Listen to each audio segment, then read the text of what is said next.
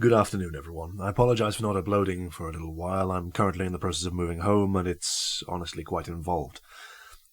Anyway, I spend a lot of my free time advocating for free market capitalism. As an anarcho-capitalist, I believe that free market capitalism is the best way for humanity to exist, and the most conducive to alleviating human suffering and aiding human development and prosperity. Because of this, I spend a lot of my time online arguing with communists. This video is meant to be an olive branch of sorts, as well as an explanation for why I personally believe that a free market capitalist society would be best not only for Ancaps like myself, but also for those self-professed communists who typically argue against my positions. Point number 1. Compatibility. If you live in a communist society and wished to establish a capitalist colony where private property rights were respected and voluntary trade occurs with contracts and employee-employer dynamics and whatnot, you would not be able to do so. Even attempting to do so could get you and your family killed. On the flip side, in a free market capitalist society, if you wished to start up your own commune, publicly sharing everything among your members with your own ideas surrounding work and the responsibilities of your members, you could do so. And so long as everyone involved consented, there would be no reason to interfere, nor any justification for doing so. The vast majority of commies I have conversed with claim to be anti-authoritarian/anarchist communists, and thus ought to have no issue running their commune within the bounds of Ancapistan, where they would be free to do so. Admittedly, despite this claim that they are anti-authoritarian, they do often appear under the impression that the only way communism would work is if the world learns of their peaceful ways through force, but I digress. Point number 2. The incompatibility of communist talking points and a capital idea. The joint claims that a worker ought to keep what they produce, and, from each according to his ability to each according to his need, are entirely at odds with one another. From each according to his ability requires that anyone and everyone give all that they can for the collective, and, to each according to his need, entitles each worker only to the bare minimum required in order to survive. Indeed, a healthy, hard-working, competent worker would likely require far less in upkeep than they are capable of producing, and thus would definitely not be entitled to all that they produce. Likewise, someone who is lazy and incompetent would still be required to be given the same necessary sustenance by the collective, but would not contribute a replacement amount of labour. This isn't fair for the hard worker, the people that communism professes to care the most about. The capitalist solution to this is simple. Workers are compensated according to their efforts and competence due to market forces. They get what they deserve. A hard-working employee is more valuable to a business and as such will be paid more. Likewise, someone who chooses to put in less work or does not improve will not be rewarded as well. If you want to be paid what you're worth, it is far easier in a capitalist economy than a collectivized one. Point number 3. Freedom to work as you wish.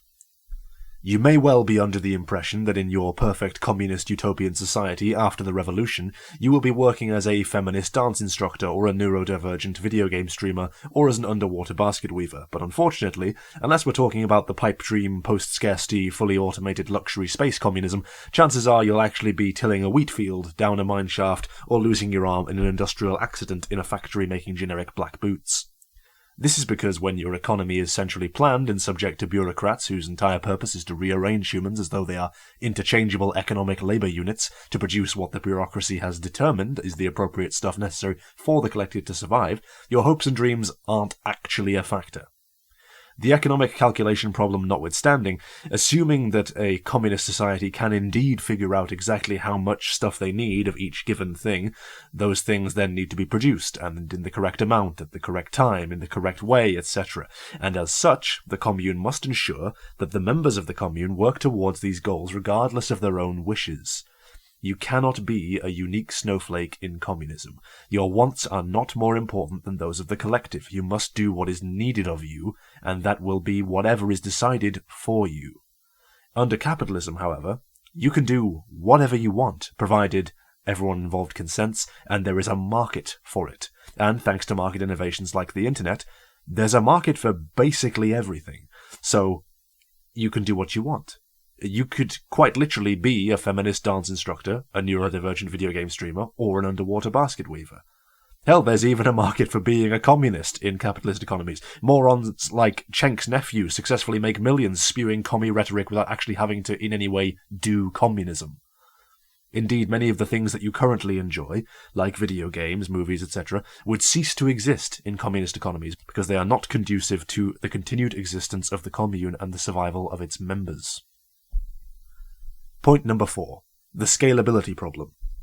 The more people, the more places, the more relationships, property, interactions involved in any system, the more complex it becomes and the more difficult it is to predict and to be able to solve issues, and to direct changes and steer towards particular goals.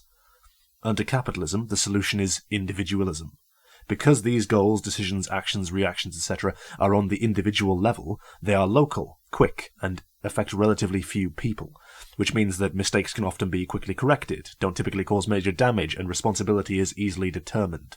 Whereas, with any system where a given decision necessarily affects the whole, the capacity for calamitous mistakes is manifold, changes are slow or difficult to implement, etc. It is therefore more likely for the survival of any communal experiment to hinge on being as small as possible.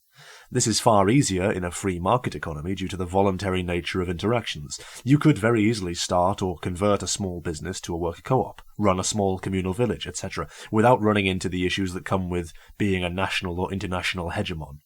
This is, by the way, what appears to be one of the major reasons that worker co-ops haven't taken off in the freer, more capitalist economies of the world, despite what commies claim are a number of incredibly obvious benefits compared to the more traditionally owned and operated companies. It is hard to scale up when every worker owns an equal share and an equal responsibility. Do you hire a cleaner for convenience and require that everyone takes a pay cut as a result? Do you expand by opening another location and now have to include twice as many people in the decision-making process? Can you double productivity immediately? Who absorbs the startup costs? These are all issues that don't occur with traditional businesses, but they can spell death for worker co-ops and communes. Point number 5. Capitalism successfully achieves the goals that communism claims they wish to achieve. There has been nothing throughout human history that has successfully improved the lives of the working class more than capitalism. There is nothing that has reduced hunger and starvation more than capitalism. There is nothing which has improved life expectancy and comfort more than capitalism. All the wonders, comforts, technologies, and improvements of the modern age are due entirely to capitalism, to scientific and technological innovation by individuals working alongside market forces to produce goods and services which are valued by our fellow man. We live in a time of unprecedented wealth, with surplus production of food and entertainment, medicine and technology beyond the wildest dreams of the kings of old, available to even the lowly working class in capitalist economies. If we're ever going to achieve fully automated luxury space communism, it will be through free market capitalist innovations.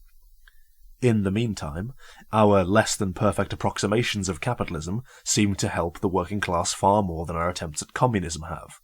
And if you wish to make your local capitalist economy more communal, more cooperative, etc., as previously stated, you may do so. Vote with your dollar, start your own co-op, vote to remove crony government intervention which might prevent you from competing, get us closer to Ancapistan, so that you can run your commune experiment in peace. And if we get to that point, and it works, great. I wish you the best. And if it doesn't, feel free to join us back on the black and yellow side. We'd be happy to have you. Until next time.